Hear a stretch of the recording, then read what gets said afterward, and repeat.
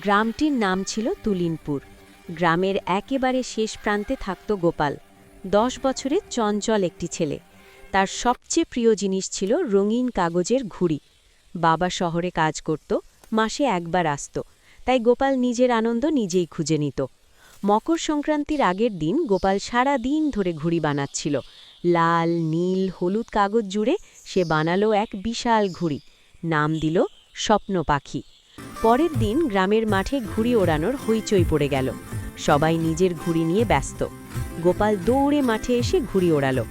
শুরুতে সব ঠিকই ছিল, কিন্তু হঠাৎ জোরে হাওয়া উঠল, আর গোপালের ঘুড়ি ছিঁড়ে উড়ে গেল দূরে, সোজা সুবর্ণরেখা নদীর ধারের দিকে। সবাই বলল, ওটা আর পাওয়া যাবে না। কিন্তু গোপাল হাল ছাড়ল না। সে দৌড়ে গেল নদীর দিকে। ঝোপের মধ্যে আটকে ছিল তার ঘুড়ি। ঠিক তখনই সে দেখল এক বুড়ো মানুষ নদীর ধারে বসে কাঁদছে। গোপাল জিজ্ঞেস করল, কাকু, আপনি কাঁদছেন কেন? বুড়ো বললেন, আমার নাতির ঘুড়িটা নদীতে পড়ে গেছে। গোপাল নিজের ঘুড়িটা খুলে বুড়োর হাতে দিল, বলল, এটা আপনি নিন, আমি আবার বানাতে পারব। বুড়োর চোখ ভিজে উঠল। তিনি গোপালের মাথায় হাত রেখে বললেন, তুই আজ শুধু ঘুড়ি নয়, মনও উড়িয়ে দিলি। সন্ধ্যায় বাবা ফিরে এসে সব শুনে গোপালকে বুকে জড়িয়ে ধরল। আকাশে তখনও ঘুড়ি উড়ছে, আর গোপালের মনে উঠছে এক নতুন আনন্দ, ভালোবাসার আনন্দ।